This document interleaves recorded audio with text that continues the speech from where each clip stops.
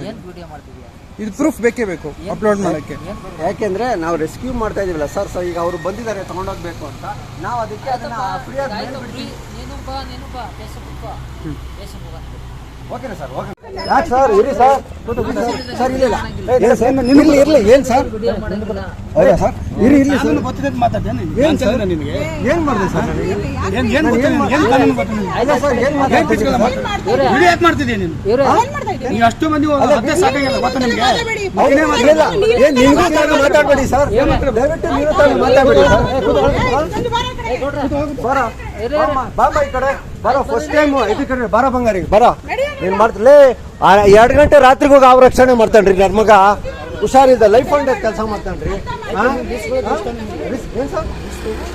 Sir ಒಳ್ಳೆ ಕೆಲಸ ಮಾಡ್ತಾ ಇದ್ದೀವಿ ಸರ್.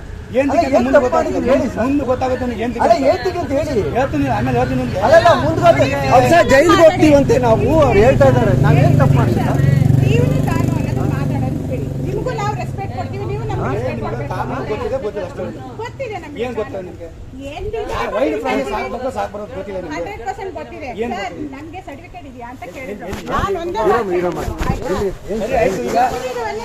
ನಾನೇ ನನ್ನ ಮಗನಿಗೆ ಆಯ್ತು ಸರ್, ನಾವು ಅವ್ರ ತರ ಪಬ್ಲಿಕ್ ಸರ್ ಸಪೋರ್ಟ್ ಆಗಿದ್ದೀವಿ ಸರ್. ಓಕೆ ಹೇಳಿ ಸರ್, ನೀವು ಹೇಳಿದ್ರೆ ಐ ಅಗ್ರಿ ಯುವರ್ ವರ್ಡ್ಸ್. ನಾನು ಅದನ್ನ ಇದು ಮಾಡ್ತೀನಿ ಸರ್. ಇಲ್ಲಿ ಸರ್ ಪರವಾಗಿಲ್ಲ, ಯಾಕೆ ಅಂದ್ರೆ ಸರ್ ಈಗ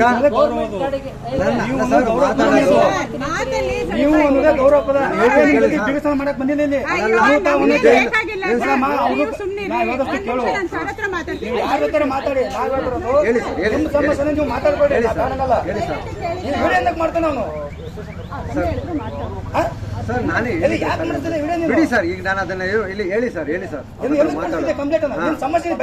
ಮಾತಾಡಿ ಹೇಳಿ ಸರ್.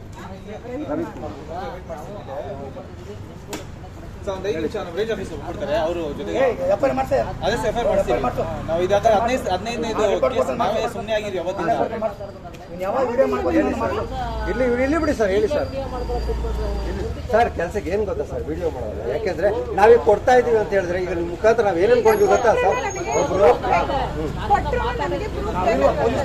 ನಾವು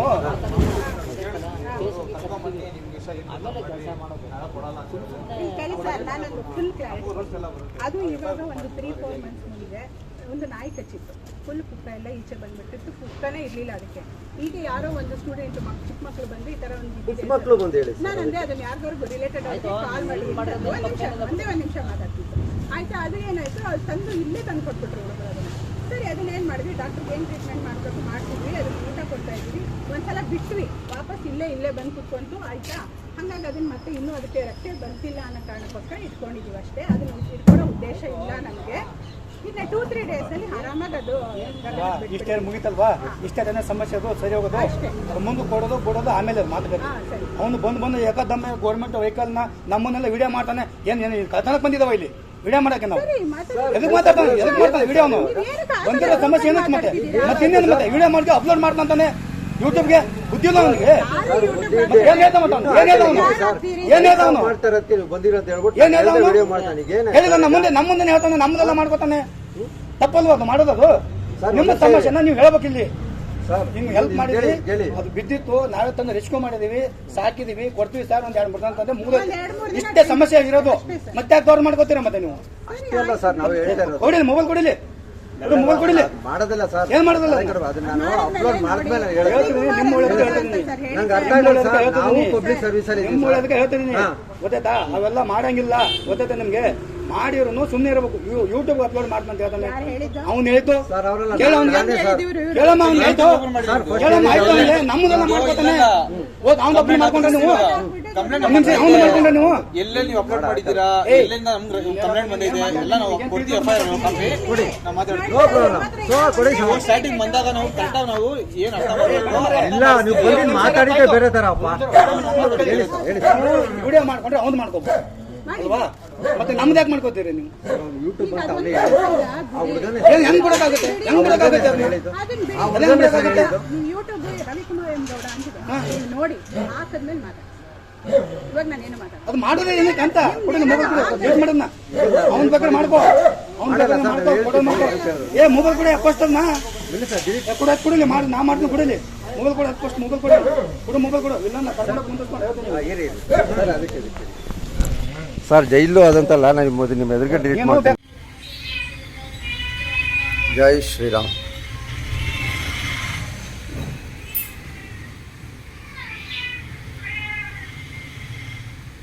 ನೆನ್ನೆ ತೆಗ್ದಿರೋ ವೀಡಿಯೋಸ್ ಎಲ್ಲ ಇದರಲ್ಲೇ ಇದೆ ಅಲ್ವಾ ಬಂಗಾರಿ? ಜೈ ಆಂಜನೇಯ. ಜುಲೈ 19 ನಿನ್ನೆ ಶನಿವಾರ 2024 6 ಗಂಟೆ 26 ನಿಮಿಷ. ಫುಲ್ ಎಲ್ಲ ವೀಡಿಯೋ ರೆಕಾರ್ಡ್ ಆಗಿದೆ. ಯಾಕೆಂದರೆ ಫೋನು ಜೋಬಲ್ಲಿ ಇದ್ದಿದ್ದ ಕಾರಣ ಮುಖಗಳು ಕಾಣಿಸ್ತಾ ಇಲ್ಲ. ಮಾತ್ರ ಏನೇನು ಮಾತಾಡಿದ್ರು ಪೊಲೀಸವರು, ಯಾವ ರೀತಿ ನಮ್ಮ ಹತ್ರ ಬಿಹೇವ್ ಮಾಡಿದ್ರು ಪ್ರತಿಯೊಂದು ಈ ಆಡಿಯೋಲಿದೆ. 2 ಹ್ಯಾಂಡ್ಸ್ ಫ್ರೀ ಹಾಕೊಂಡು ಕೇಳಿದ್ರೆ ಕರೆಕ್ಟಾಗಿ ಸ್ಪಷ್ಟವಾಗಿ ಗೊತ್ತಾಗುತ್ತೆ. ಇನ್ನೊಂದು ತುಂಬ ಪ್ರೆಷರ್ ಮಾಡಿ ಇಲ್ಲ ಆ ವಿಡಿಯೋ ಡಿಲೀಟ್ ಮಾಡಲೇಬೇಕು ಅಂತ ಫೋನ್ ತಗೊಂಡು ಅವರೇನೆ ಕೊಡೋ ಫೋನು ಅಂತ ನನ್ನ ಮಗನ ಹತ್ರ ಫೋನ್ ಇಸ್ಕೊಂಡು ಡಿಲೀಟ್ ಮಾಡಿ, ಅಲ್ಲಿ ಡಿಲೀಟ್ ಮಾಡಿದ್ರೆ ರೀಸೈಕಲ್ ಬಿನ್ನನಿದೆ ಅಲ್ಲಿದೆ ಇಲ್ಲಿದೆ ಅಂತೆಲ್ಲ ಡಿಲೀಟ್ ಮಾಡಿದ್ರು ಅವರು ತುಂಬ ಜಬರ್ದಸ್ತಿಯಿಂದ. ನನ್ನ ಮಗ ಕಂಪ್ಯೂಟರ್ ಸೈನ್ಸ್ ಓದ್ತಾ ಇರೋ ಹುಡುಗ, ಅವ್ನು ಗೊತ್ತಿದೆ ಎಲ್ಲಿ ಡಿಲೀಟ್ ಮಾಡಿದ್ರೆ ಎಲ್ಲಿ ತೆಗಿಬೇಕು ಅಂತ.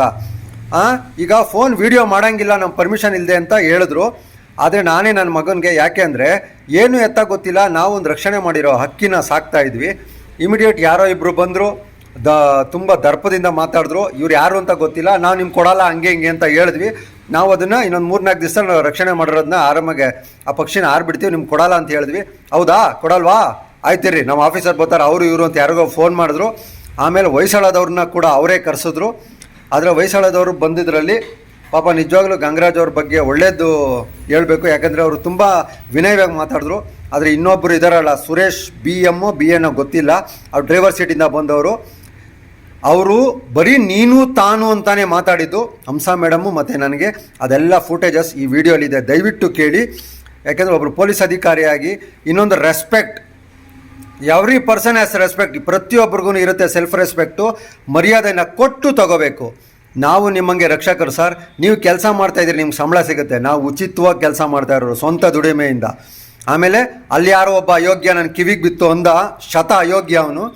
ಯೂಟ್ಯೂಬಲ್ಲಿ ಇವ್ರು ಹಾಕ್ತಾರೆ ಎಲ್ಲ ದುಡ್ಡು ಮಾಡೋಕ್ಕೆ ಅಂತ.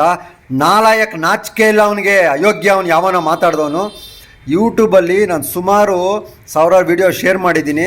ಆದರೆ ಯೂಟ್ಯೂಬಲ್ಲಿ ನನಗಿರೋದು ಬರೀ 243 ಸಬ್ಸ್ಕ್ರೈಬರ್ಸ್. ಅದು ವಾಲಂಟಿಯರ್ ಆಗಿ ನಾನು ಮಾಡ್ತಾ ಇರೋ ಕೆಲಸನ ಗುರುತಿಸಿ ನನಗೆ ಇದು ಮಾಡಿ ಸಬ್ಸ್ಕ್ರೈಬರ್ ಆಗಿರೋರು. ನನಗೆ ಲಕ್ಷಾಂತರ ಸಬ್ಸ್ಕ್ರೈಬರು ಇಲ್ಲ, ಅದರಿಂದ ಒಂದು ನಯಾ ಪೈಸಾನು ಬರ್ತಾಯಿಲ್ಲ. ಅರ್ಥ ಮಾಡ್ಕೊಳ್ಳಿ.